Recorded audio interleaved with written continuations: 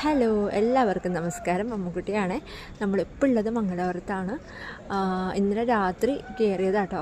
അപ്പോൾ ഇന്നലെ രാവിലെയാണ് നമ്മൾ യാത്ര സ്റ്റാർട്ട് ചെയ്തിട്ടുള്ളത്. എന്താ പറയുക, രാവിലെ സ്റ്റാർട്ട് ചെയ്ത യാത്ര. പിന്നെ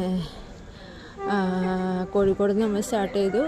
ബൈക്ക് ത്രൂ ഇവിടെ വന്നു, കണ്ണൂരെത്തി. കണ്ണൂരിൽ നിന്ന് നല്ല ക്ഷീണമായിരുന്നു.